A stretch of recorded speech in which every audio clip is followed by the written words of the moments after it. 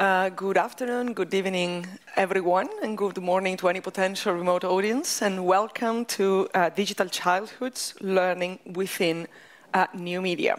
It's very beautiful to see a lot of familiar faces in the room to discuss what is a topic that is dear to a lot of us, both researchers, and in this room there's several experts, not only here but also in the audience, about anything that connects learning, childhood, and the digital, and also, of course, parents, grandparents, and people who have had, in a way or another, to interface, or have to interface with the small one in a world that is increasingly digital, and therefore, confusing potentially, but also extremely exciting.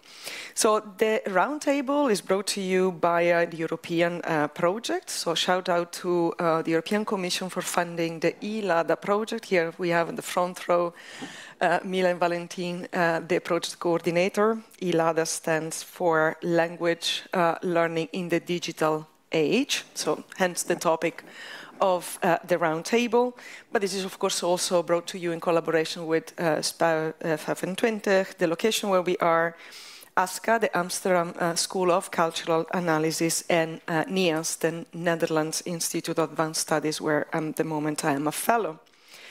The main goal of the roundtable, and we only have an hour and a half, right, to sort of unpack a theme which is enormous and extremely broad. So we could go, also with your help, in many different directions. But the idea is really to promote a dialogue between different disciplines, which are, to some extent, represented here and also in the room. So experts on various aspects of that equation that are going to help us to reflect on children's interaction with new media. Now, you might wonder, what do you mean by new media? It's also a bit of a straitjacket as a notion, because, of course, we have been talking about new media for the last, 25 years by now. So probably they're not that new anymore. Let's say digital media. We already had digital in the title, so we decided to change a bit. But anything that goes from educational apps, the iPads and the tablets, the Alexas that inhabit our home, but also the robots and the Internet of Toys that are already in toy stores, but also even more coming, probably in the next Christmas tree near you. And when we think about childhood, we also decided to go for a fairly broad approach. So here we have people that look at different age groups, and we hope that with your help we're also going to cover maybe the ones that are not represented. So it's going to be a discussion. So although these are top-class experts, we didn't ask any of them to prepare a full-fledged boring presentation as we academics normally do, but we want to have a dialogue. We want to get the discussion going. So we have some points for discussion. We want to touch upon the influence and the impact of new media on children's experiences and learning, the challenges that all of these tools bring about for both parents, caregivers, teachers, and you name it, but also what factors should we consider when planning to include digital media in the life of our children.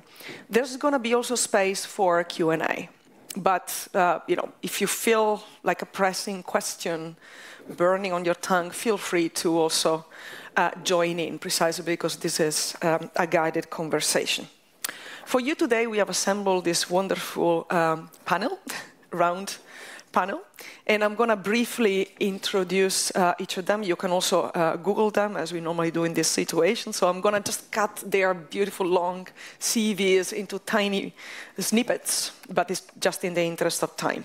So starting from the one who has reached out from afar, we have Tiana Milosevic here, an elite postdoctoral research fellow, jointly appointed with the Dublin City University's Anti-Bullying Centre, so here you can already hear a theme, and Adapt Science Foundation Ireland.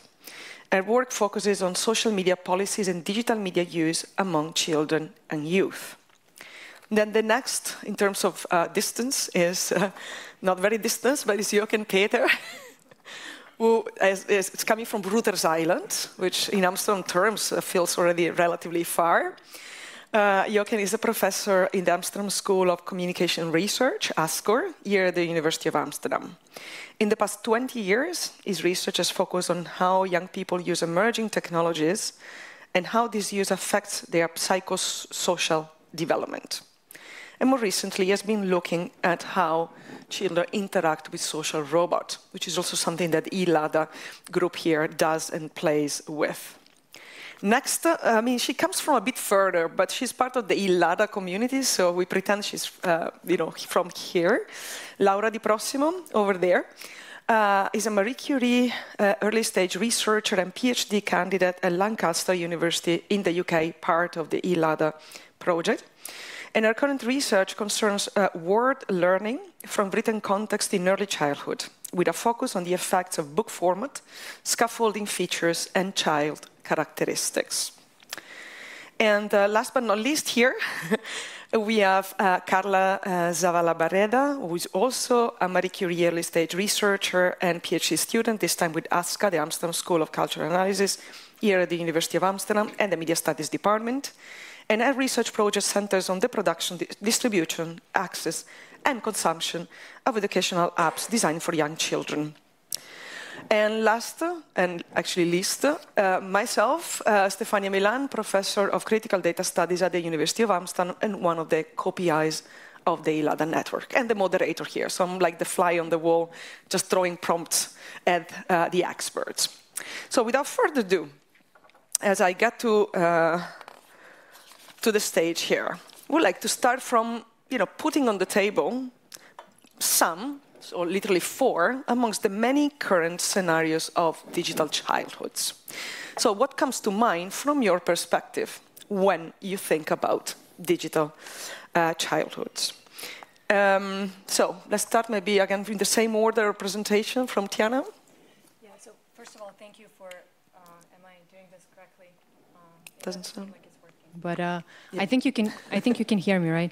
So just to thank you for coming. So we were sort of asked to think about a controversial scenario, perhaps, of digital media use among children. And I study cyberbullying, and I wanted to put forth one example that maybe you wouldn't consider that it would be actually cyberbullying. And it actually is, and it's a really less discussed one. So imagine a group of preteen or teen girls where they have an issue amongst each other, and one is perhaps jealous of another one, and she decides to throw a sleepover, and she invites deliberately 2 other girls and excludes the third one. And then she posts photos and also stories on Instagram from that event, tagging the girl who was excluded to show her that she was actually excluded. That's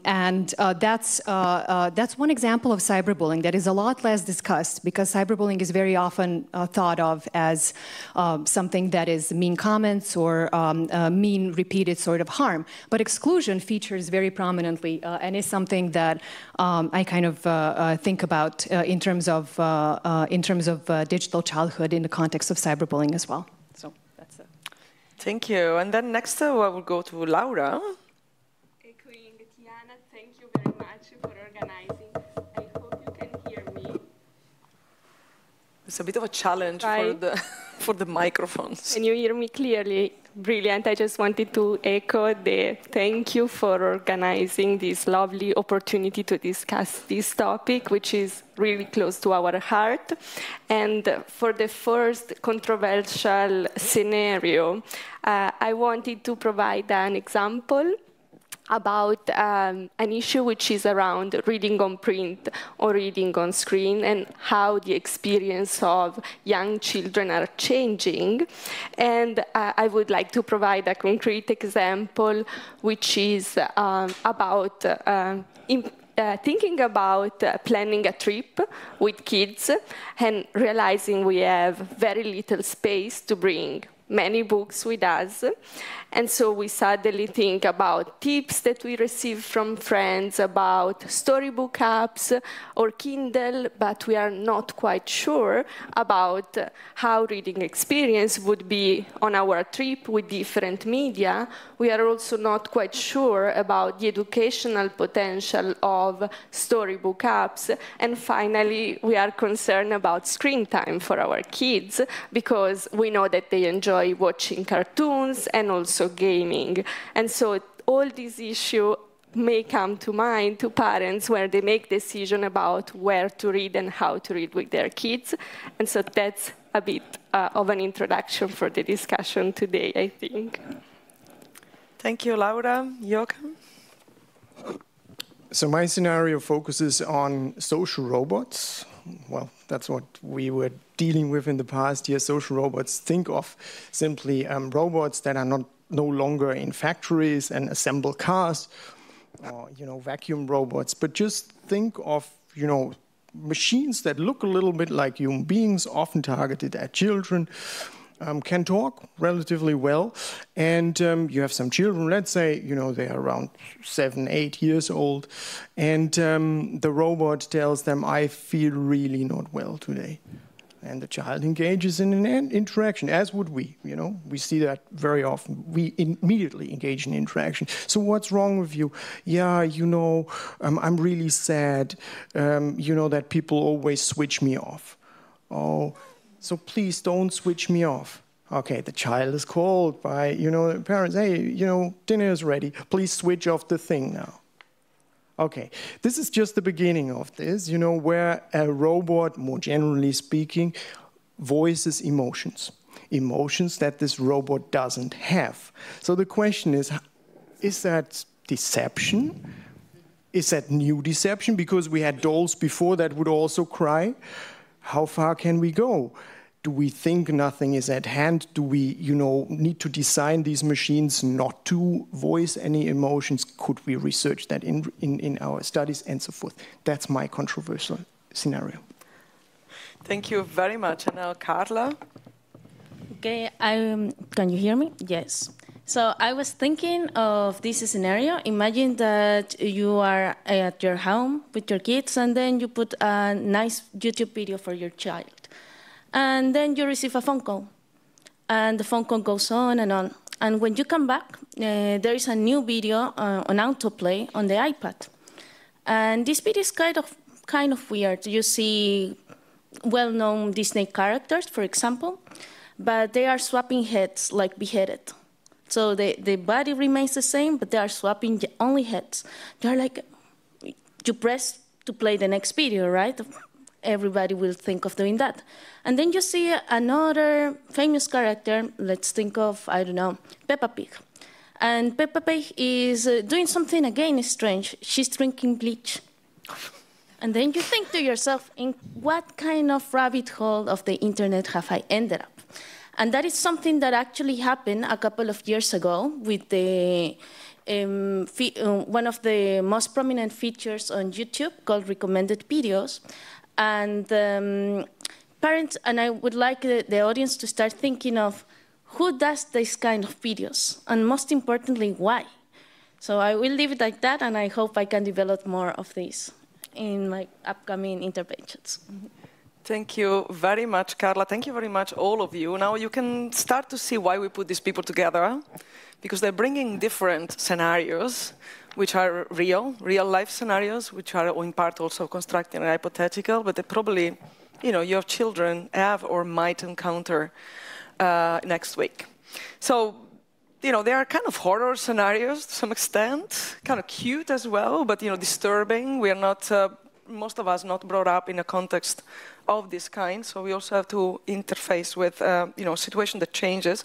We want the best for our children, while at the same time, we even, like scholars, have troubles making sense of this. So next we would like to, starting from these scenarios, think a little bit about the influence of digital media on children's experiences and development.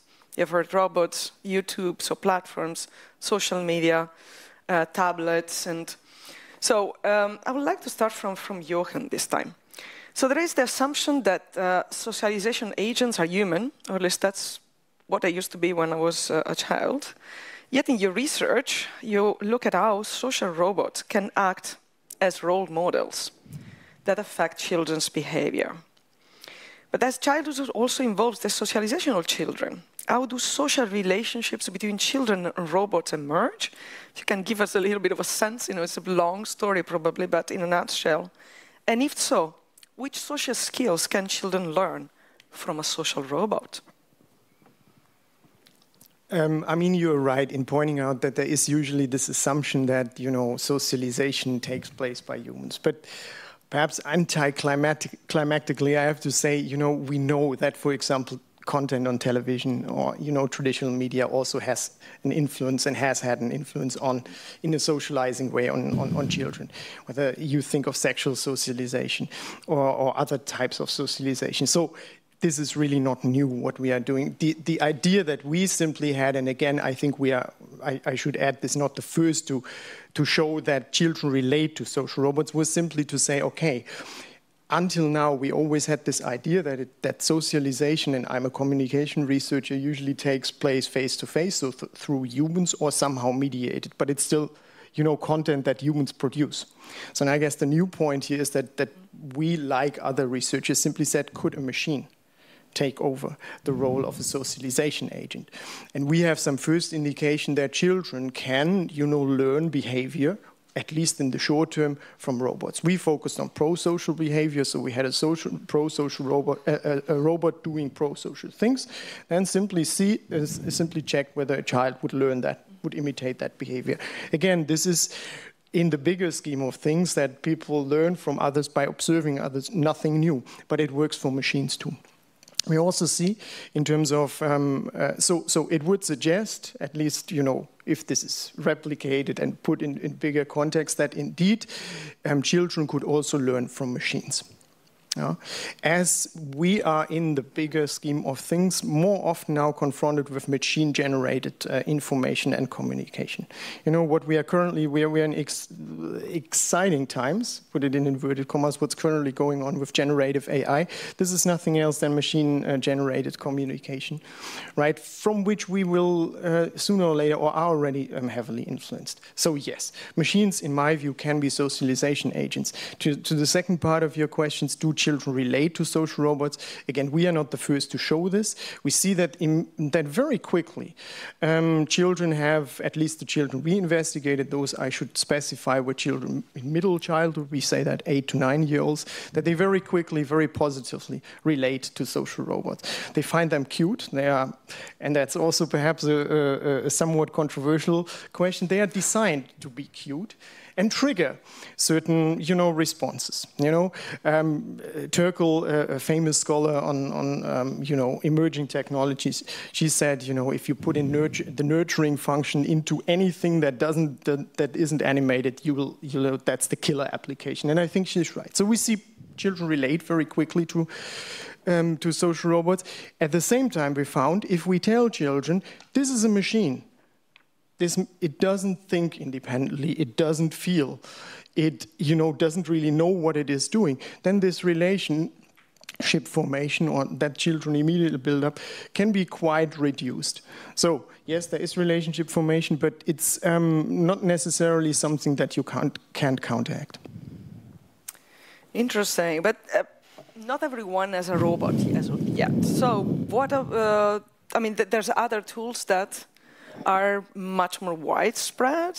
One of them, of course, is the smartphone. Hopefully not children, of the inappropriate age have a smartphone, but it definitely have started to interact with that object from the very early days. I have a girl who is 10 months old, and for several months already, she's posing in front of the camera. She has not had the chance to see an app yet, right? Hopefully. But, just to say, of course, they encounter these tools. So apps, then.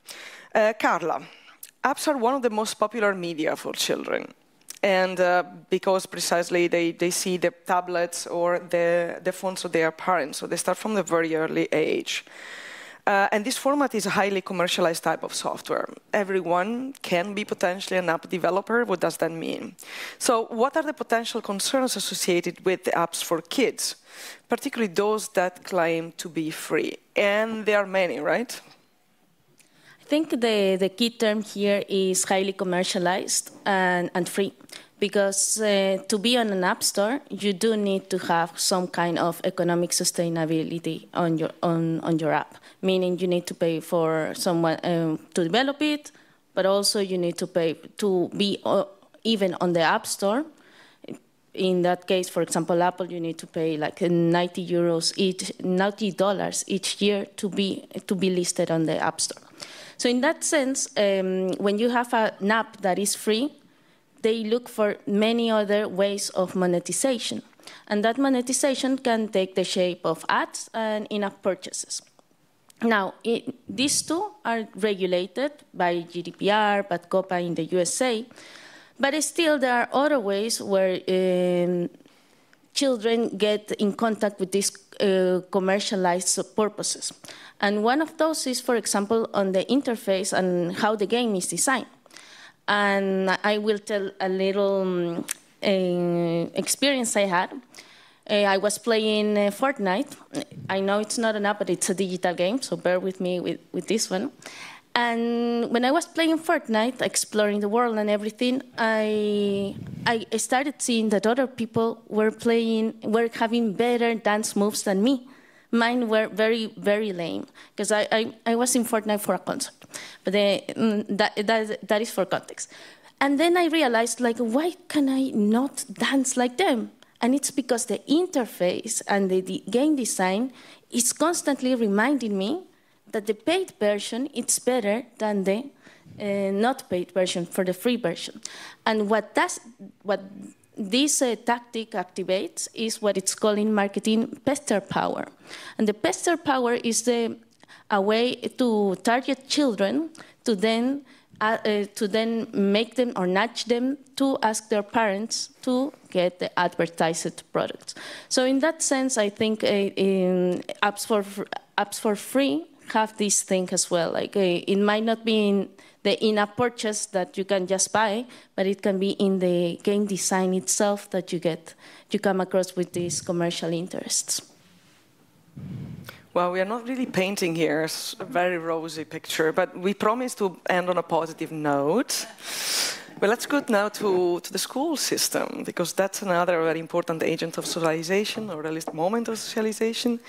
And I'm looking at Laura here, and the use of tablets during school or even preschool is becoming extended practice nowadays. It's even presented as, we are a cool school because we have, we can offer access to this tool. And this is used especially to access reading material. You already, touched upon that in your, opening scenario. But the question is, how do reading experiences and learning outcomes differ when reading on paper from when reading on digital screens? Thank you very much, Stefania. Yeah, that's a very, very critical, area. And I think to start this discussion is important to distinguish between two main areas of inquiry. So one is to look at the effect of the medium per se, so how to read on paper differ from reading on print when we try to isolate the effect of the medium and keep all the rest constant. But there is also another area looking at the effect of digital features that can be embedded in the new technology. And I'm referring, for example, to vocabulary supports that can provide multimodal support for pronunciation and meaning of words within the digital reading environment, and also to other features such as reading aloud functionality. So these are two very different yet complementary areas to think about, whether we look at the effect of the medium or the affordances, the feature that can be embedded in digital reading environments. And just to summarize what the research has been suggesting so far, so it has been reported that comprehension tends to be lower when we read on a screen, but it also has been reported that specific features can support reading comprehension within digital environment and also support learning of new words. So we need to balance and think about opportunities and challenges when reading on screen and reading on paper. And it's also important to consider how experience may differ, not just understanding and learning from these different type of text. And for example, in the context of early shared reading, when we read to kids even before they read, even before they talk, it has been suggesting that the quality of the interaction is qualitatively different when we engage with print or digital books. And for example, it has been reported that kids tend to talk a lot about the devices when they read on a digital screen, and these may be related to novelty of these devices as well. So that's a bit of the picture, and there are still, issues to explore. Yeah, we hope to continue also this line of reasoning.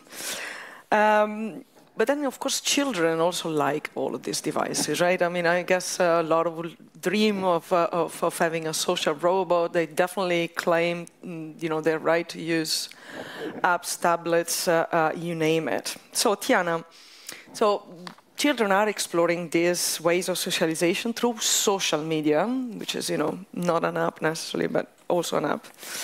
And we normally think in terms of protecting them from, the hurdles and the perils of participation in social media. But social media is also a vehicle for participation and empowerment.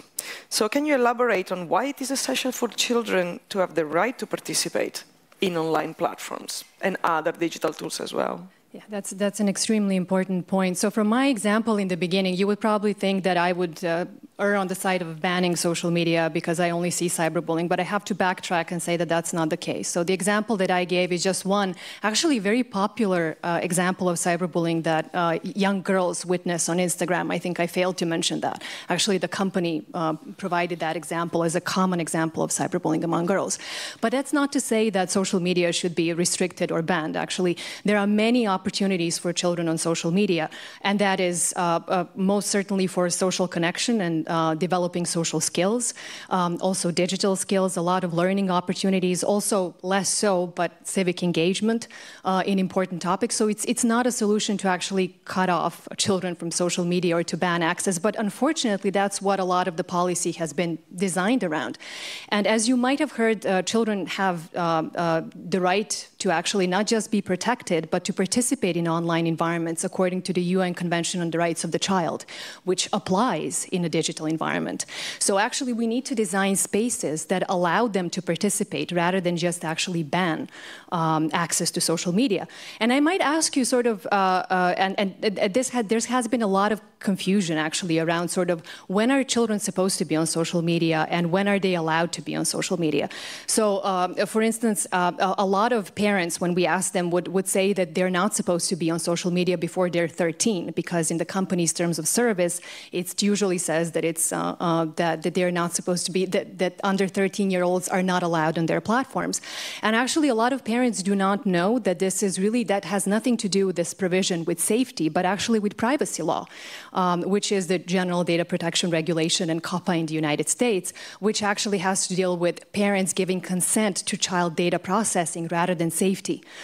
So it's extremely important to actually not design so-called solutions that actually exclude children from social media, but rather to think about how can we embed safety by design and actually encourage companies through appropriate regulation to actually develop these spaces in ways that do not think of children as an afterthought, but rather that actually are designed with children in mind from the very beginning.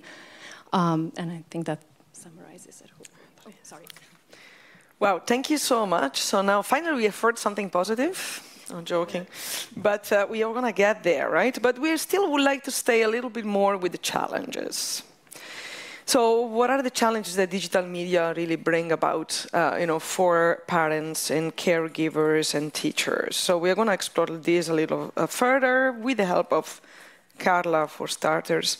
So when talking about children's digital media consumption, parents have the role to create a safe space, including then monitoring and regulating the activities of their children, which, if you have children, know is actually particularly tough game to play. These activities are also known in some circles as digital parenting. In this context, the use of algorithms to access digital content can pose challenges to digital parenting.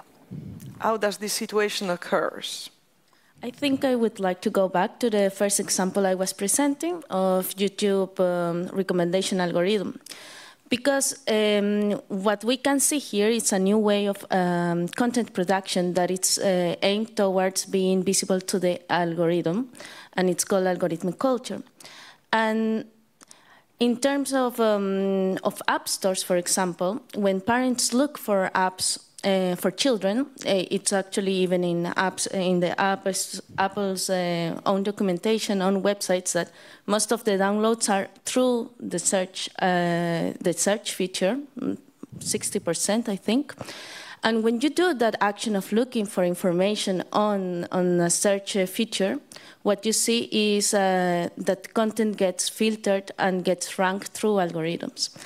And while there is clear guidelines for screen time, while there's clear guidelines for co-viewing with your child, I think parents now are faced to also know whether the content they see on these recommendation algorithms is content that is appropriate, one, because yes, you can find that they comply to certain extent to the Apple Store regulations and to the international regulations. But how much of this content, for example, on YouTube, or for example on apps, is content that has been created to gain revenue through algorithms more than to cater and develop or give quality products to children. So I think in that sense, parents are challenged not only with age appropriateness and screen time, but also kind of having a consumer literacy or like an algorithmic literacy to know which content to choose for their children. Thank you. Now, moving quickly on to robots, from algorithms to robots. So, to my knowledge, but I'm not an expert, so I can stand corrected, most of the research on child-robot interaction is focused on social robots for specific contexts, like schools or therapeutic settings. But as your example earlier already illustrated, the use of social robots is extended more and more to domestic environments. What are the children's beliefs on the adoption of robots, but also do principles such as the parental mediation still hold to the use of these technologies? How can you actually have parental mediation when there is a humanoid in the picture? Yeah. To the first part of your questions, how do children think about adopting robots? So adoption is usually the term we use, whether they want to have a robot. And then we talk about acceptance. So afterwards, how long do they use the robots after they have them? So perhaps I should start like that. Before I started my project, and I talked with a somewhat more experienced colleague, and I said, "Oh, I'm studying adoption and acceptance of robots," and she looked at me and said, "Well, that's funny that you study now constants, because all children like robots, so you will not find any difference between children." I thought, oh, perhaps I should have thought about that a little better, a little more. And she was to some extent right, and that is that indeed, in the beginning, children are usually not all children, but we are talking here really about more than 90% super enthusiastic. Oh, robot, great!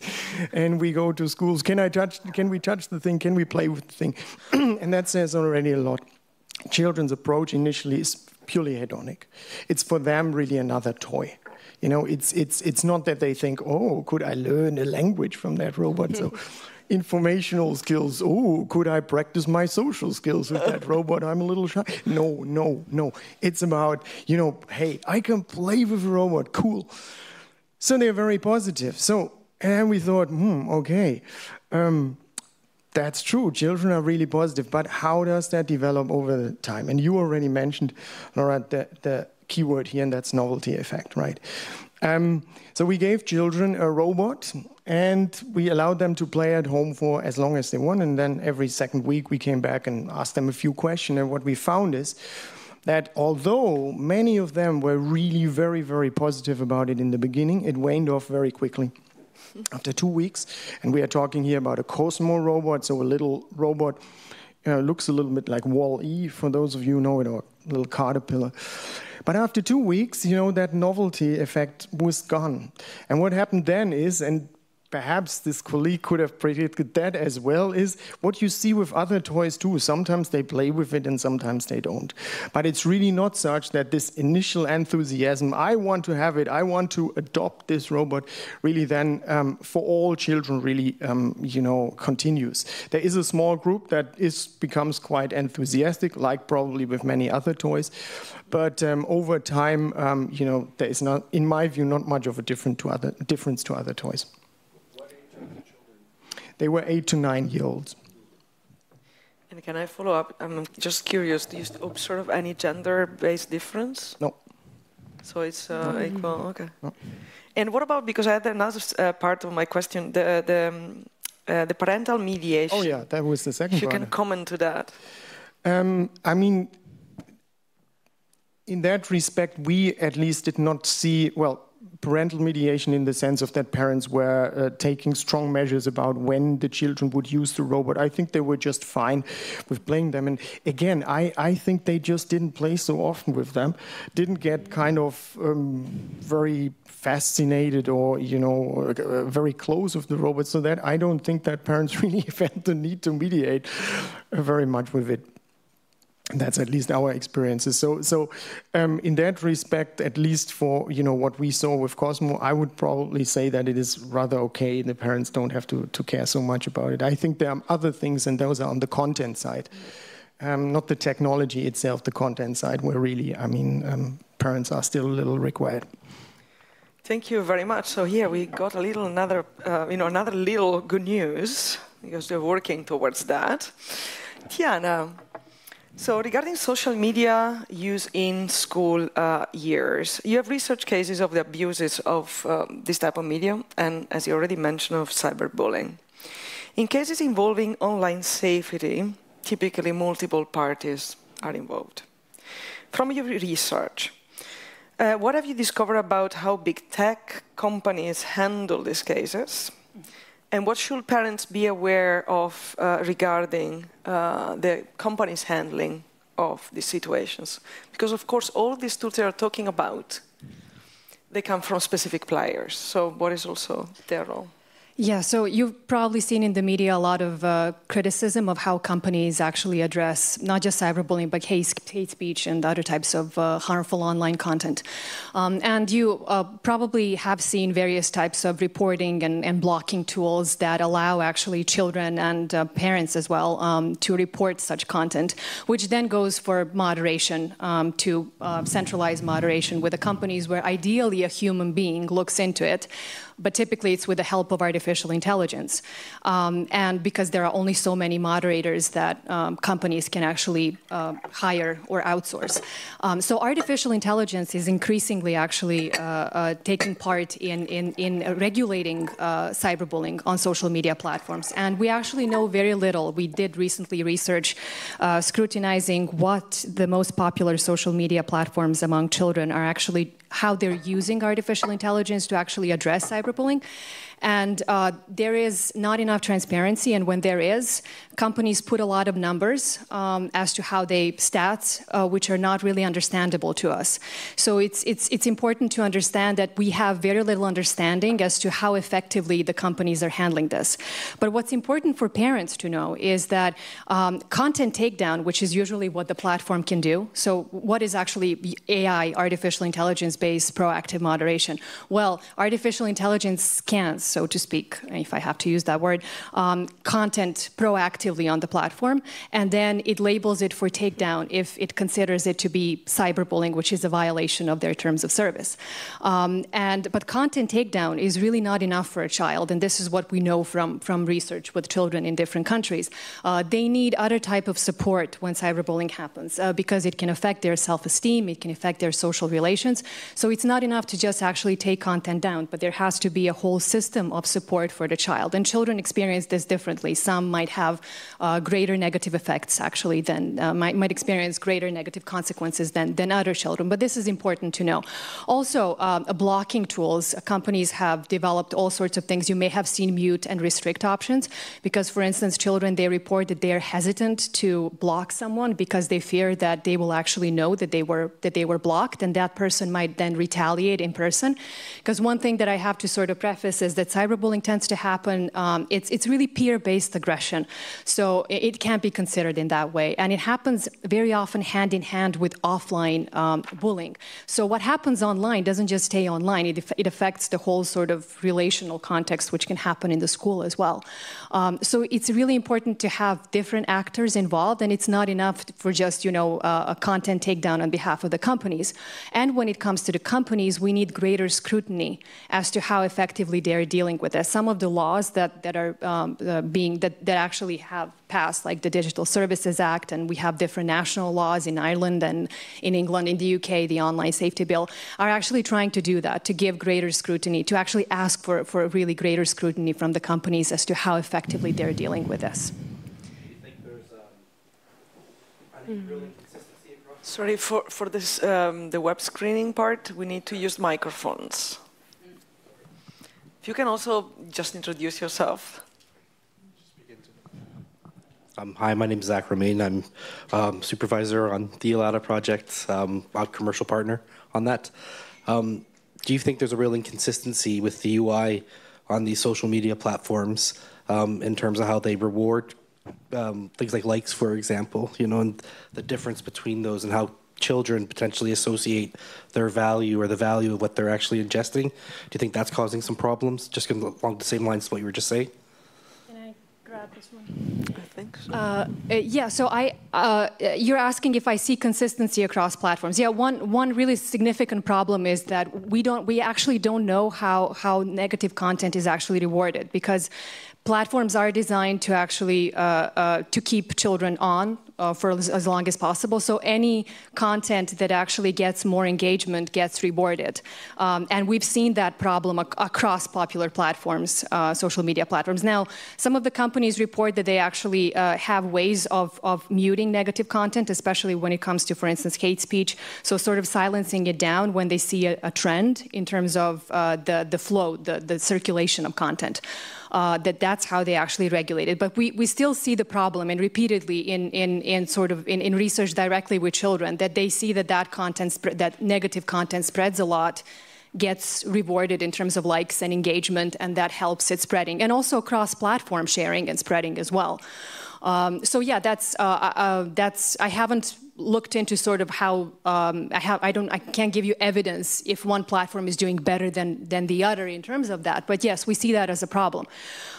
One proposal that I found, and please stop me if I'm talking too much, I don't know if you've seen the bridging-based ranking proposals that actually, in terms of how to redesign really the algorithm, to actually reward content that brings people together, that doesn't incentivize conflict, but rather actually to sort of to reward it in the ratings, and to give it more attention, to prioritize it algorithmically, because it actually bridges divides among different groups. So I think that has, as an idea, has some potential that could also perhaps be explored in the context of peer-based aggression and different types of cyberbullying. But thank you for that question.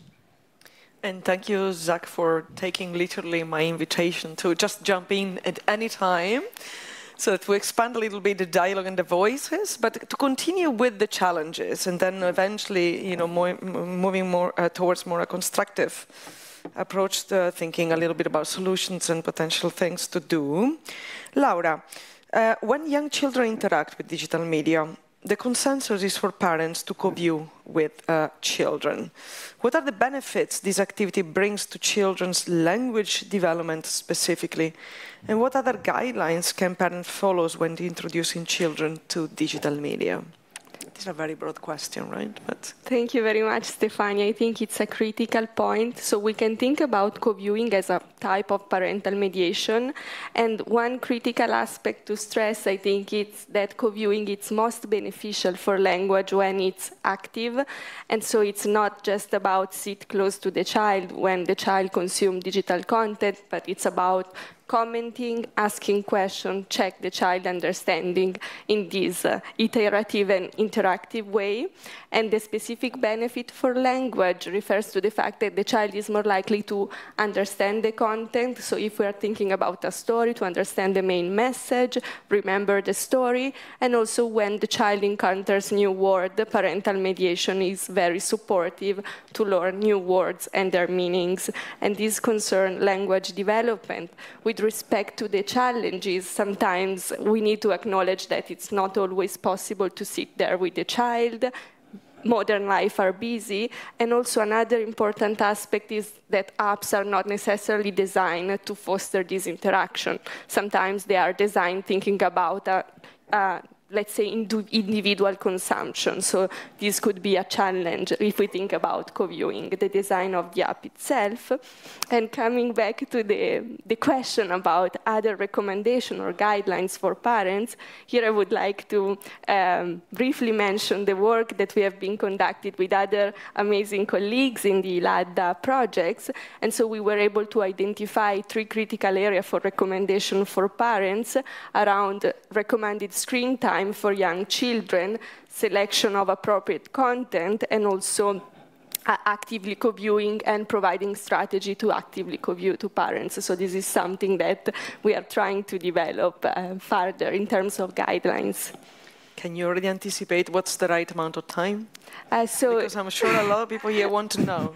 So there is agreement that between 2 and 4 years of age, less than 1 hour of screen time per day is recommended. And the idea behind is that the children needs to be active, socialize, and do other stuff. So, thank you very much. I see a question here from Ali Reza.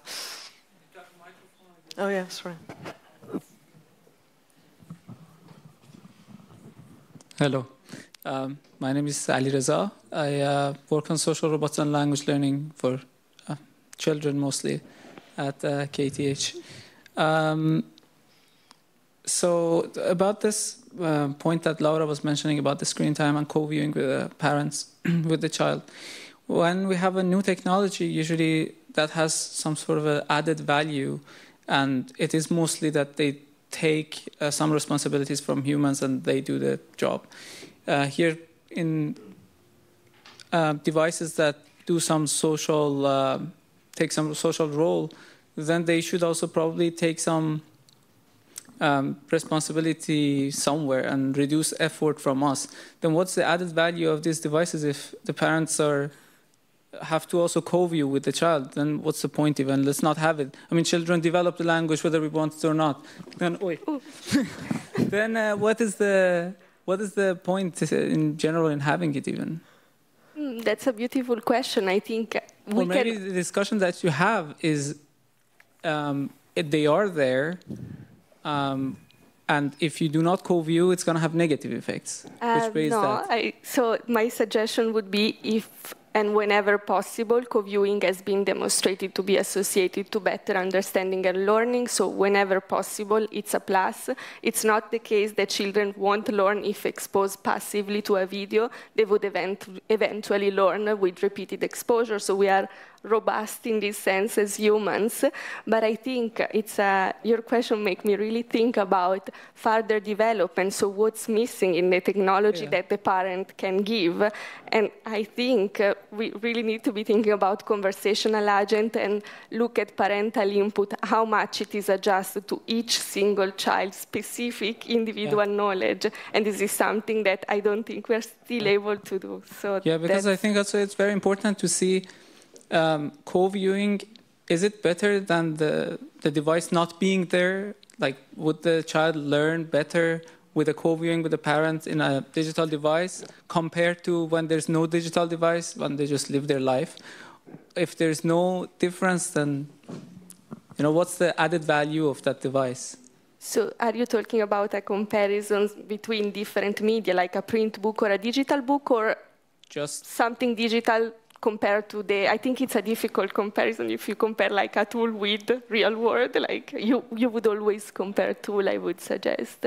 And so, I don't know, my point just was that I wanted to understand what's the added value of these devices on language learning. We can show that, co-viewing is better than not co-viewing, but then in general, the whole concept of it, like having the digital device, does it help the language development better than when there is no digital device? So similar to what you said, the printed. I think now I understand your question better. So I think it's still an opportunity to discuss new content. So let's imagine, again, going back to the example of the trip, you go on vacation, you cannot bring all the library, but you can bring an iPad and read stories about whatsoever. You can imagine, and you have a support to discuss something, and this is so beneficial for language learning, and also for learning of different language, if you wish. If you have, let's say, a second language and you want to read in that language, you can do it too. So it's an opportunity and a tool, it's valuable, but at this point I would suggest to engage together if possible. Yeah, great. If it makes sense. Very cool. Thank you, and then to be continued over, there's going to be drinks afterwards. So don't leave the room thirsty. And it's also a room, there's then going to be a room also for continued conversation in a more informal manner. So now I promise to move on to discussing lessons learned and what we can go home with in terms of, if we want to introduce any of these tools, or sometimes they're already there, in our families, in our environment when we interact with children, what factors should be considered when planning to do so? And I'd like to start from the robots, because of course I want one, and I don't have one. So, Jochen, can you give us a sense of what should we take into account when considering the integration of robots into the children's daily life in the domestic environment? So do I get your question correctly? The decision is taken, we integrate them. Well, I would like to. You would like to? If I'm given the option. Sorry. Yeah, I just said, do we have a choice? Is it a question? Or? I do think we have a choice, yes. I mean, you clearly would like to have one, but I can imagine, at least from, how long the children use it eventually. I could imagine many families would say, why should we have a thing like that, still becomes boring after 2 weeks or something like that. So I believe it currently probably depends on a very simple factor. This is money, because these let's not, even a Cosmo is 250 euro or something like that. So that is a significant amount for what is essentially considered by the children a toy, right? And we should, and this is purely impressionistic and subjective, but I cannot rid myself that in many of these discussions about social robots, also how they are advertised, always these, big wide rooms, wide spaces, wooden floor, the children around, that there is a little bit of a upper middle class bias in all these discussions here. But this is really my opinion more than that I could really substantiate that with data. So, money is a factor. Second, I assume you have a little bit of an affinity with technology. So, the more of these gadgets are at home, the more likely parents are probably to, buy something when the children want it. But I do currently, at the level at which a, robot that you can buy in a shop for an affordable price, I currently do not see, honestly speaking, the necessity for making this investment for, big purposes like, that the child would learn something from it. So I really currently, in terms of social robots, don't see that. So yeah, you have an independent research who clearly is not paid by. No, I'm not. Course, yeah, and some of this. Yeah, sorry. None of us is paid. It was just a joke on the fact that it's indeed very. I mean, there's there's a discrepancy, and I guess this resonates with the research of everyone here, between, you hinted at that, the marketing and all these scenarios of the fantasies that are sold to children and parents alike, and also the associated idea of, we all want the best for our children, therefore the best is technology, or the next best is technology, and what really technology can do for us and for the children, especially if we cannot just drop them there and go dancing in the meantime. So I see another pressing question here. Yeah, just very quickly. So I completely agree with you that so far the ones that are out, they really look like toys as well, and the quality comparing to other commonly used technologies like smartphones that are very good design, very modern now. This applies for now, that is true. But what I asked in the beginning, that do we have a choice, is for when, like we see lots of companies now working on the home helping robots whatsoever. Then the first examples are coming out, which are not also up to that level, like Amazon now is working on that. But when it comes to a time that they are in a good quality, that they can just go around the home, then everyone wants to have one when the robot does the chores, and at the same time you can install different applications on it. One of them could be the language learning, one of them could be anything else. Right now, the parents, when they don't want to deal with the child, they just give the tablet, go play with this, watch this, and they're fine with it. So if there is a robot which is very capable in social skills and abilities, then do we have a choice of not integrating? Because I feel that there's not so much of a choice. Like now everyone has a smartphone, and to be included in the society, you need to have one. And then if you don't have that robot that is going around the home and do the work, then you're going to be very slow, much slower than the others. You're not going to have enough time to do the other things that the others do. So yeah. If I may quickly, I mean, it's basically a question about the acceptance of a technology, right? And this is not, I think, from what we know about when and how people generally accept the technology, a different scenario. So your question, sorry, I misunderstood that question. Will we eventually have a choice? It probably really depends if there is a really convincing functionality, if they are easy to use, and those are all factors that we know predict acceptance of technology if others use it, if people can observe the possibilities, if it has a relative advantage, if it does some things better than, things before. We had a typewriter and then we had word processing, which clearly did some things better. Then I do think that many people will feel at a certain point, not that they don't have a choice. They are just convinced to adopt it and accept it. But again, I'm a communication researcher in the first place, so not in any way a roboticist. And many people working in the industry don't like it, but I'm currently simply don't see it happening. And I really respect and understand how difficult it all is. I mean, the software is probably not the problem, it's the hardware and combining all that stuff. But our robots, they fall more than they stand, so...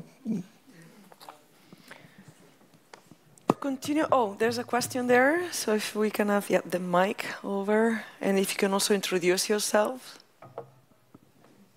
Thank you very much. I'm Julia. I'm a student at UVA, University of Amsterdam. I had a question about boredom, because with the extensive use of digital devices, it's so easy to get distracted, to view new content with a click of a finger. And we know that boredom is a highly important state also for children development, because then they come up with new ideas to play, to develop new creative games with their environment. So my question would be basically if the excessive use of media and devices and digital screens kind of inhibits that, what kind of influence that it has on the development of the children. Who wants to pick this up? Boredom. We all have experienced that at some point.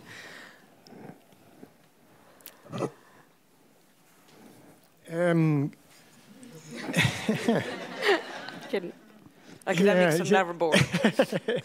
No, I'm just increasing the suspense. I think if I may replace the word boredom with daydreaming, is that okay?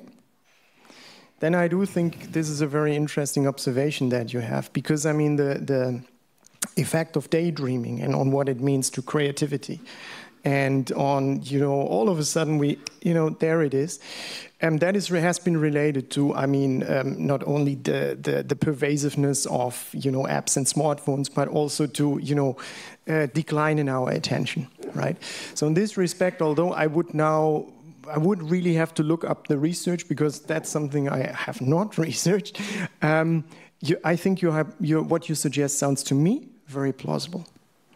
You know, I also think that what you call boredom, or just, you could say, you know, these moments, these few minutes that you just have for yourself, you're waiting for the train, but you know what you do?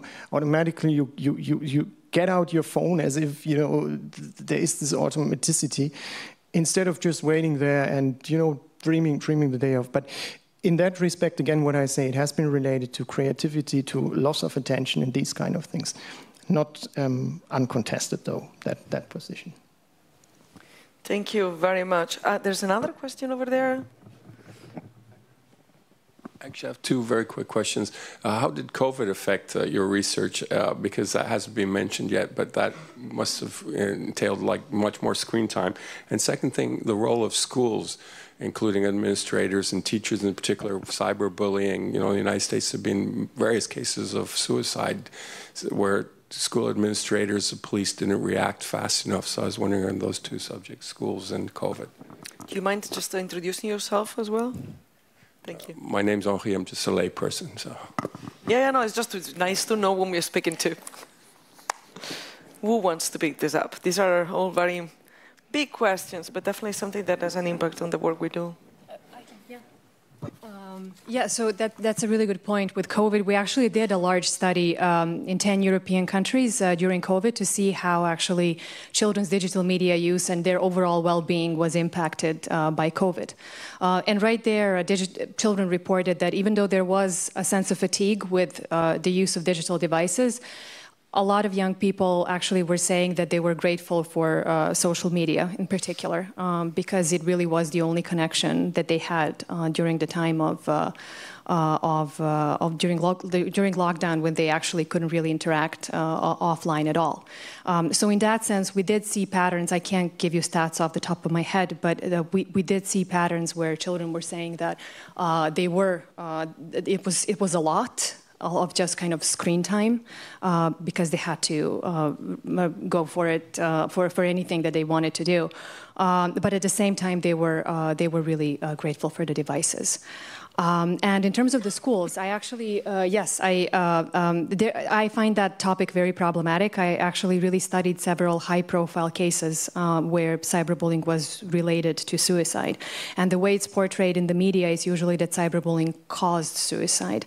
And in a way, it contributed to it. But it at least from the case studies that I looked into, there were a lot of things going on in those children's lives.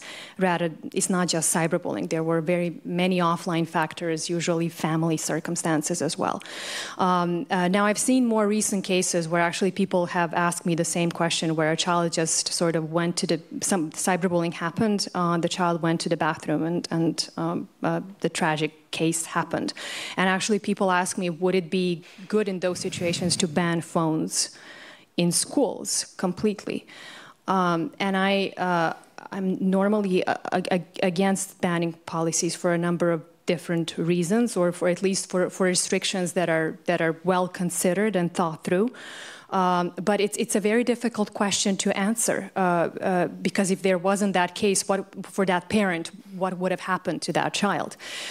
So normally what I would always caution everything that is cyberbullying and suicide related, sort of preface it by saying that it's not that simple. But beyond that, yes. For instance, one of the, if I can go on just to give one example, various social media platforms were considering how to integrate schools into the reporting system. So what happens is, for instance, there is a cyberbullying case that is related to a school, so to an offline event as well. Someone is hurting someone else offline and online.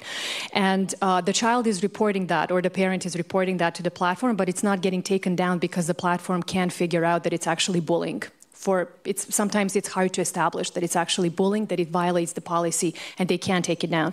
So one actually proposal that Facebook was exploring earlier on was to integrate schools into the escalator system so that they have a privileged connection to social media platform to actually escalate the case and say, hey, this is really cyberbullying. Can you actually take this down to send a clear message that this is not okay to that child? So that, for me, would be one way to actually really consider how this could be scaled for various social media platforms. But then we go back to that issue of, is content takedown enough? And it's really never enough. It's the first step that then requires other stakeholders and really other interventions to kick in. Thanks.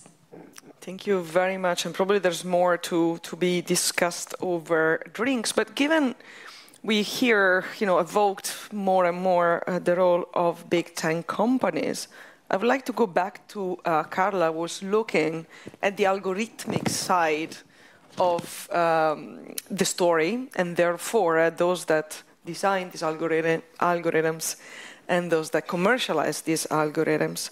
So we know that access to all types of apps, including educational apps, which are one of the most, if I remember correctly, popular categories in app stores. So educational apps, games, and interactive children's books are, our access, and what gets commercialized, what gets visible, what gets advertised to us is highly dependent on platforms like Apple or Google. And this really means that the content that we get to see is based on the priorities of big tech companies. In what ways does the power of these platforms inform and influence access to children's content? And maybe, what can we do about it if you want to venture down that road? Well, thank you, Stefania, for the question. I think the YouTube example really got me thinking a lot on how these algorithmic cultures go into app stores. And then I started studying, because I am at ILADA, which is early language development on the digital age. So then I decided to choose this specific category of apps, which is called apps for early learning, which in very simple words is apps to teach children how to read.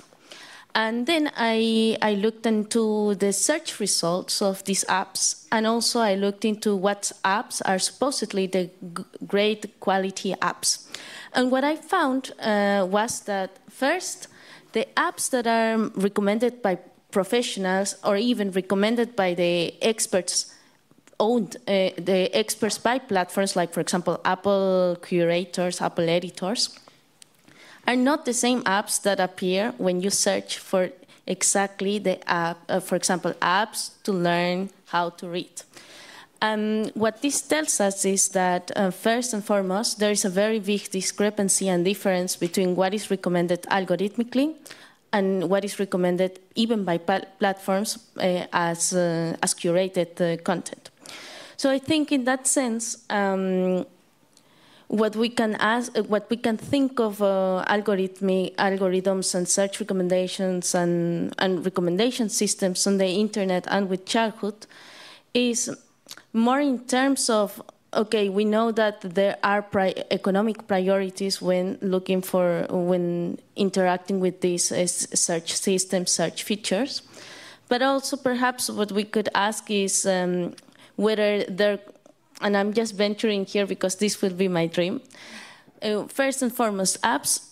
When you think of apps and access of apps, there are some already organizations, non-profits that do look for the apps like Common Sense Media, etc., especially in English, and I think now they have in Spanish.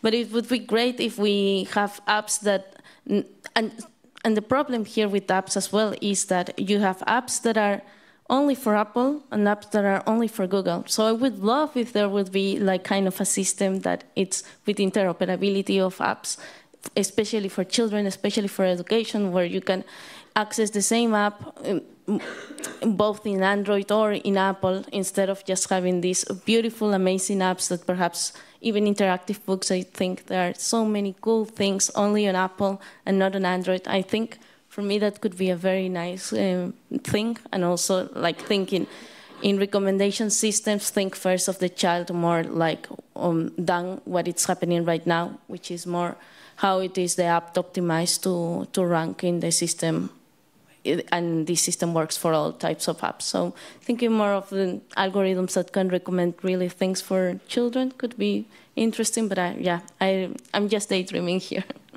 There's a lot of work to do, starting from studying problems and identifying where the weak spots are. But like apps are very diverse, also children are very diverse.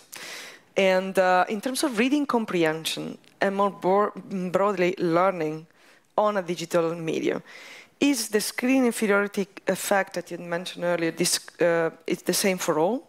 What are the effects of the digital features, and what strategies can parents follow when facing their children's differences? I know it's a lot on your plates, but if you can give us a sense.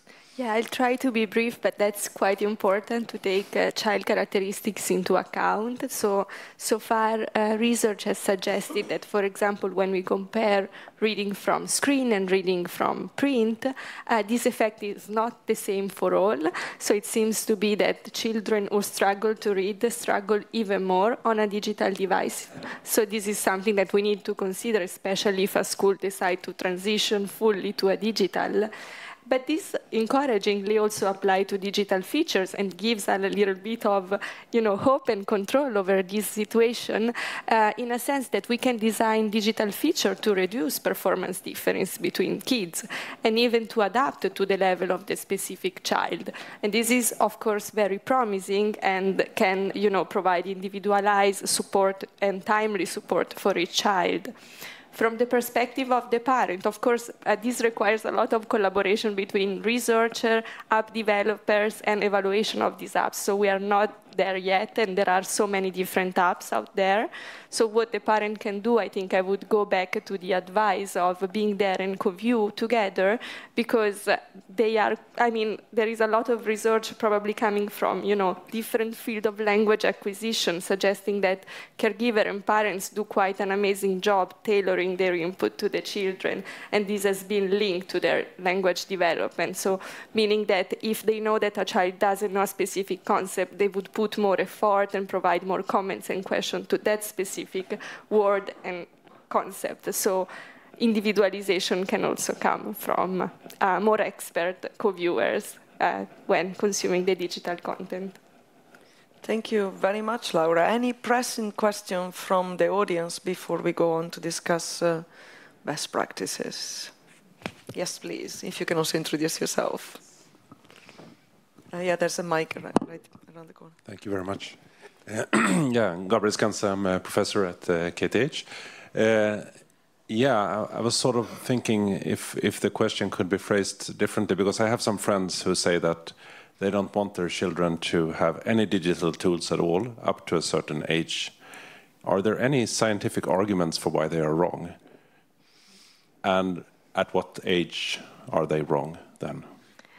Yeah, that's a very controversial issue.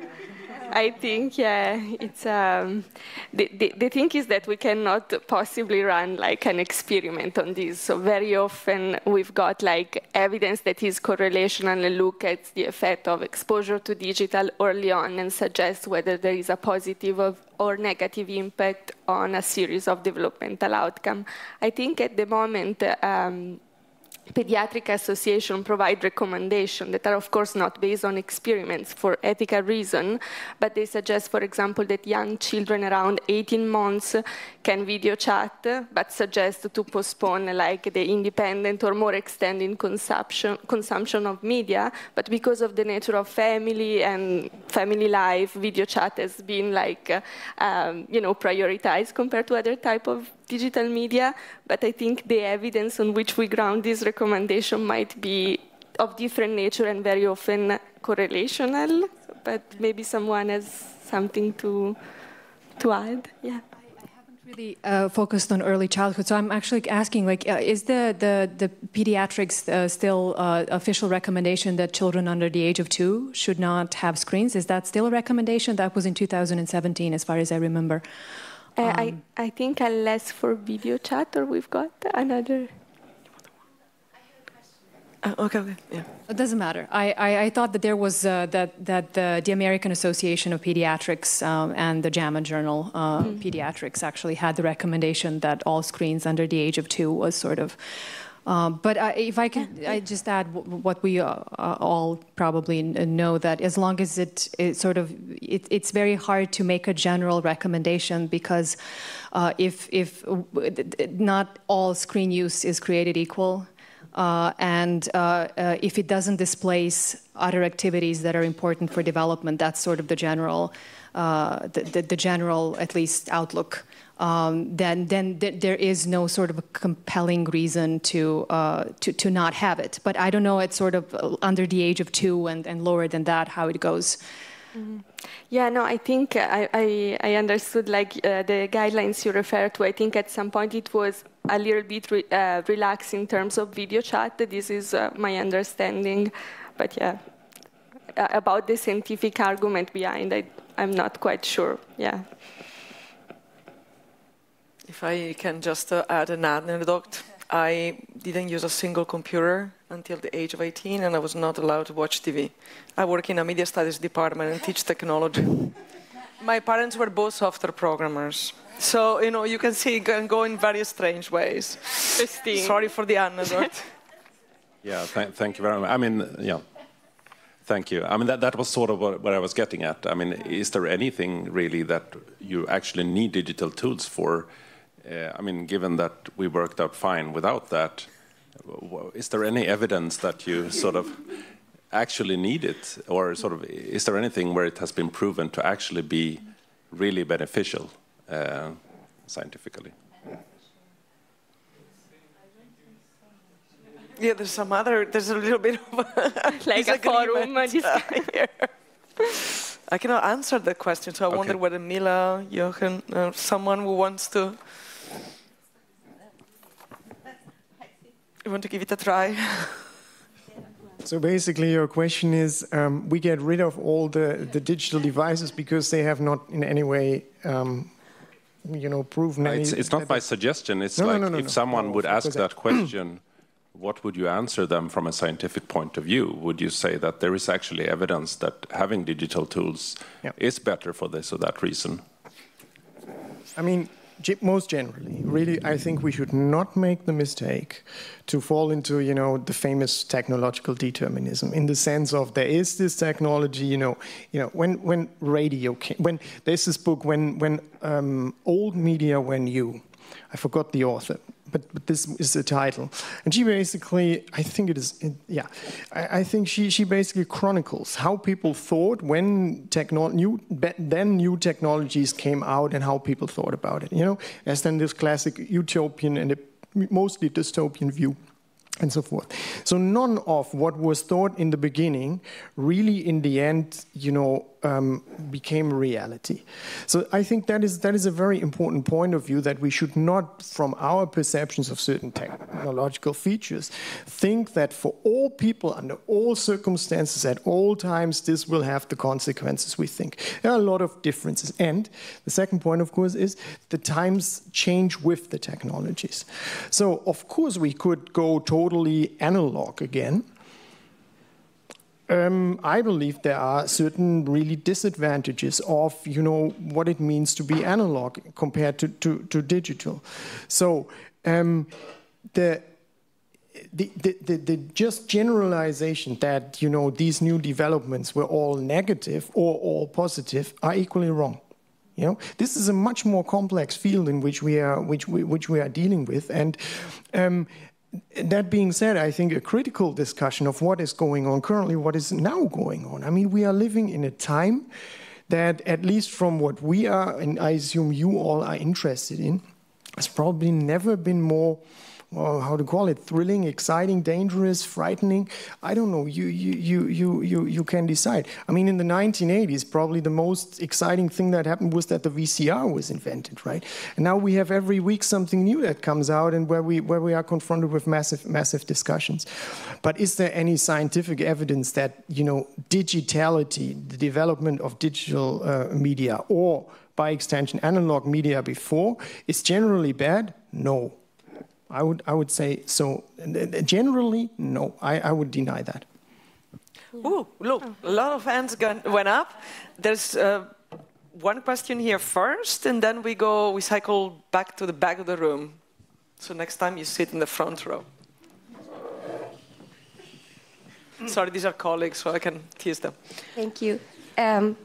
About this age, for example, okay, maybe we cannot say anything certain. The screen time is not equal for everybody. You all said these. I have a real life example at home because my sister recently had twins. So twins are sometimes very patient testing. So sometimes all she wants to do is open the TV, make them sit in front of the TV, do whatever, because she doesn't have time for herself or anything else. And okay, there's a babysitter, but it's very difficult to deal with.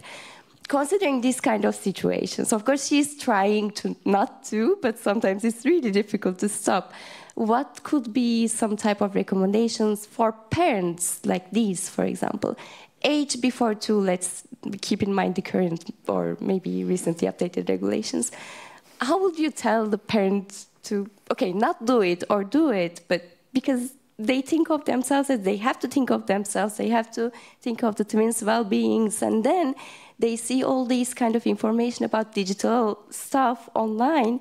They read because it's related to development. No, they want their children to be fine in every terms. So they get confused and then they get overwhelmed. They're like, okay, no, they shouldn't play with the tablet. They shouldn't watch the TV. And then what am I doing? They start to blame them. So these are my observations from home directly. But as far as I know, there are probably many other parents as well thinking these ways. So what now then? I mean, I studied psychology, so they ask me sometimes as well, now that I'm also in this project. By the way, my name is Julia, I am an ESI in this project. So they ask me, but I am also, yeah, we keep discussing it. I don't really have anything really certain that I can tell to my own sister, for example. So yeah, from an expert perspective, that's the question. Yeah, so thank you very much. This is a great introduction to my last round for the beautiful panel, which was, from your vantage point, the respective expertise, what advice would you give to parents or, you know, aunts, for example? But in the interest of time, also because there are drinks, before we get there, I would like to collect the other two questions at the back of the room so that we can then have a closing round. So Paola, if you want to start. Yeah, thank you. I tried to keep it short. I was just triggered by the debate before. So what I think is much more constructive than going into this good and bad discussion is the look towards how different political cultures are dealing with these questions differently. And what that can tell us. Like, for example, when you look to Korea, Taiwan, China, some of the most technologically advanced countries are at the same time extremely authoritative in the way they regulate these technologies. Okay, China is authoritative anyway, but it's like when you are in Korea, so very extreme when you're a child and you comply with a certain amount of criteria of the Internet Addiction Index, which is recognized as an epidemic in the country, you are automatically sent to a boot camp. So that's really, you know, wow. Or restriction of TikTok to an hour. So very technologically advanced, head through the wall countries in terms of digitization, and at the same time very strict and authoritative in regulating child usage. So I think that's super interesting to think about these examples when we compared with, you know, how do we want to shape our trajectory with these technologies and the way we are regulating them. Thank you so much. Another, big question, but that goes in the direction of the best practices and drinks. Over there, if you can also give your name. Hi, yes, I'm Jeremy. I'm a student at the UFA. And I guess going back to the kind of use cases of technology, specifically language learning or other learning apps, I was wondering specifically if any of you have any insight on maybe apps for children with perhaps learning disabilities or that kind of thing, because I feel like in such a scenario, like I think a lot of these children are maybe more reliant on technology to help further their learning and their development, and I assume that a lot of the problems that you all are discussing are also magnified. So I was wondering if, any of you could provide some more context about that. Thank you so much, Jeremy. So if the panelists roundtable is okay with that, I would start from Jeremy's question so that then we can broaden up to the best practices. Who wants to pick this up? I know some.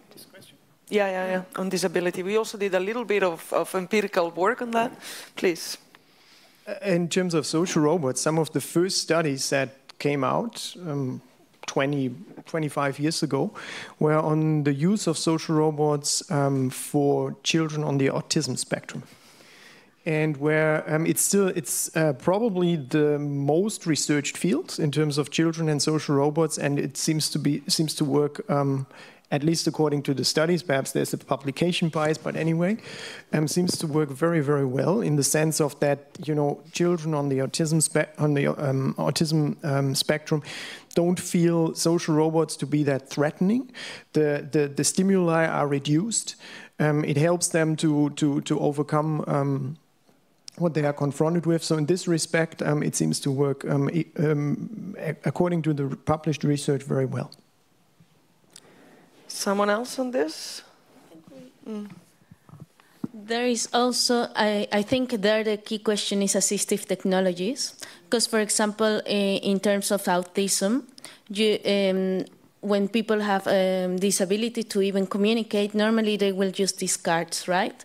And once we interview some people from Autismo Sevilla, and what they told us is that these tablets, these apps, for example, where they have these cards where they show and kind of convey meaning to and communicate, the tablet solves many problems to them in the sense that they don't have to carry like a whole box with different cards anymore.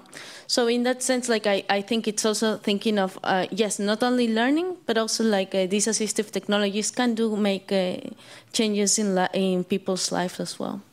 Yeah, and building on that, they also specifically refer to social acceptance.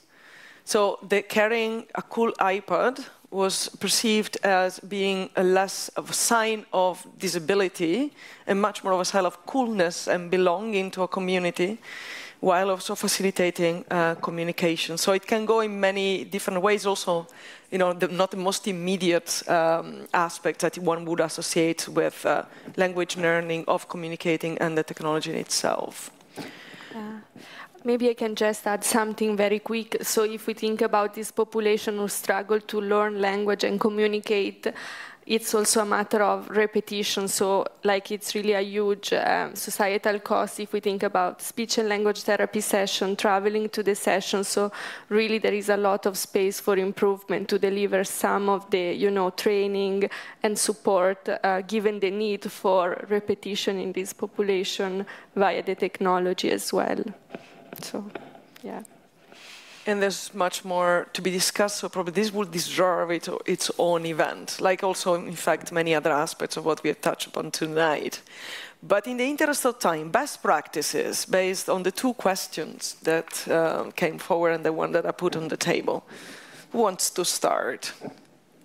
So let's end on a positive note. From your vantage point, what can we tell those desperate parents of twins? Or aunt of twins, for example.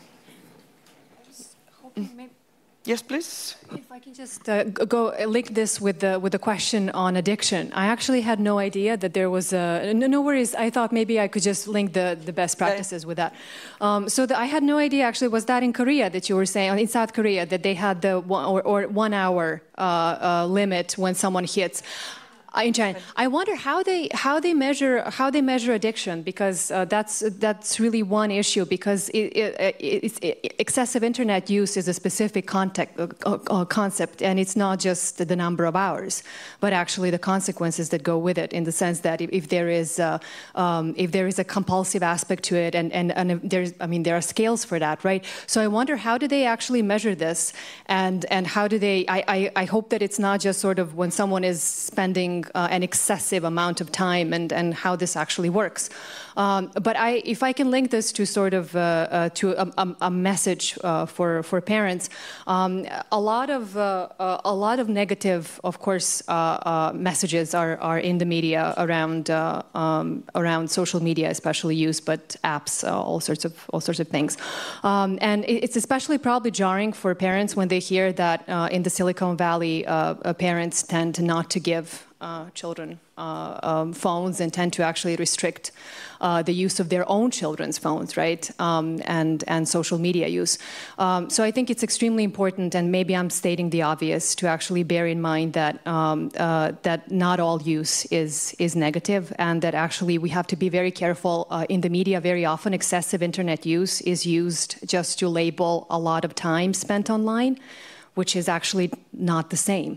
And I think a lot of parents don't really know this, and there is a point for media education in terms of educating parents around what this actually means, because very often when I get interviewed about my own research, very often what happened to me previously is I get distorted stats. So they don't understand, for instance, the stats that we're reporting, or sometimes they exaggerate them. And there is a lot of clickbait around media coverage. So I think it's one important, maybe this is obvious, but it's one important point to understand. And I think with what everyone was saying here, and again, I hope that this is not sort of obvious for the audience, but a lot of goes back to using technology together. And you were saying that, what's the point if someone, if this technology cannot replace something else? But to my best knowledge, we from research, we know that actually co-use is associated, especially at an earlier age, is associated with positive outcomes in terms of not just learning, but also sort of the emotional, the positive emotional experience. So it's important to understand that it really varies based on context, and that this kind of the panics should be taken with caution. I think there is a lot of space for education for parents there. And when it comes to, if I can just finish off with my part with cyberbullying.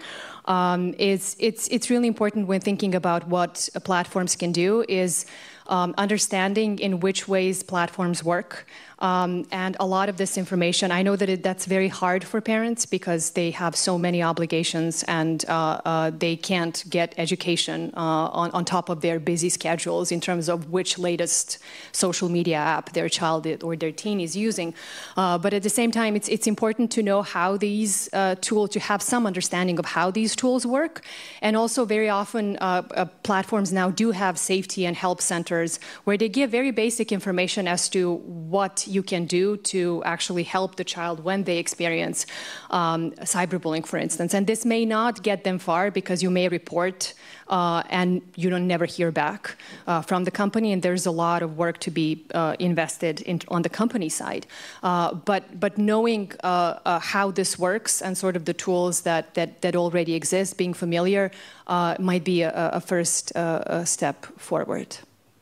Thanks. Thank you very much. And then, little hint here, knowing how it works. So on this note, I'm going to hand it over to Carla, who's exploring precisely that. I'll try to be super brief, but I think I want to echo what Tijana was saying, knowing how platforms work, how they monetize, how you access to content can also help you know better to improve your experience with all these platforms, and especially with apps. Like, let's remember, children really like using these technologies, and perhaps we engaging in understanding how Roblox works because that, for example, it's a very popular app, can also help you to decide and help your children also develop, as Tijana says, a media literacy and to enjoy and improve your experience with these technologies. I think it is important to know the context to which these technologies are developed, and also the context and where your children uses these technologies. Thank you, Carla. Then I will go to Laura to then close with you. Yeah, so in addition to the advice that we have discussed already around screen time, selection of content, and actively co-view, I think something really important that also came up during the discussion is that technology develops at fast pace, and sometimes our guidelines are already outdated, or sometimes we cannot run experiment to ground the guidelines on, because it's just not ethical to expose some children to screens and not others, and so we need to rely on association. And so I think, like, for caregiver and parents, it's really important, like, to stay engaged, to stay informed, and also to be ready to updating messages and more nuanced messages. So it's not screen time. Screen time, it's not all the same, but we can have a positive screen time, let's say if we co-view and choose appropriate content, or a screen time that has a negative impact on language development if it's, the wrong content and mainly individual use. So that would be the main take-home, like, join the conversation, and hopefully together we can design, like, optimal solution and make a positive impact for child development. Thank you. And Joachim? I mean, if most generally speaking, what research on, parental mediation or the influence of parents has shown is that, by and large, it works best when parents choose an authoritative approach. So not an authoritarian in the sense of, no, you don't watch any TV at all, but simply you try to explain to a child or to your children why you think that should not be done, so you agree on certain rules, but explain these rules, but you need to follow through them. The parents might say, oh yeah, for that I don't need research to know this, but this kind of aspect works probably best. Second, may also be a truism, but you can explain something to an 8-year-old, but perhaps you may not be able to explain everything to a 3-year-old, or at least not in the same way. So of course you need to take into account we call it developmental status of the child, simply how old it is and what it really is. Then the third thing, again, I'm going on with truisms. Look at your child and not at children in general. I mean, we have 2 daughters. The first one, we wondered whether there was something wrong with her because she didn't want to watch television. And the second one, we wondered too whether there was something wrong with her because all she wanted to do was watch television, And as far as I can judge, the genetic pool was roughly the same. So, I don't know. So I don't. What I'm saying is really, this is really a very subjective thing, very individual too. You also need to see the child, your child in a context. It's very difficult to really say that. Although I would probably say under 2, it's okay, they don't need it. But why an 8-year-old should not have access to social media or so? The last thing is, whenever we decide about not to, allow or certain things, the use of digital media, broadly speaking, we also need to wonder what the consequences of not allowing means. Certainly when the children get older, I'm talking now about children in late childhood, when, social relations, friendships become very, very important. So, I mean, then when the friends all have access to WhatsApp, banning it, you also do something to your child. So this is a little bit of a trade-off. I'm sorry, it's really for more or less truisms, but I think this is what very often it boils down to. Thank you very much for sharing all these tips, and I would like to ask the room to join me in a round of applause to thank the participants. And also I would like to thank you for your active participation. We also realize, I guess we already knew that this topic of digital childhood is pretty broad. There's a lot of work to do, so we need more money, European Commission. And, but also we need a little bit of fuel, a little bit of drinks to get the conversation going. So thank you very much. Here are the speakers. You memorize your faces. Feel free to pester them as we move over there. Thank you very much. Have a great evening. Thank you.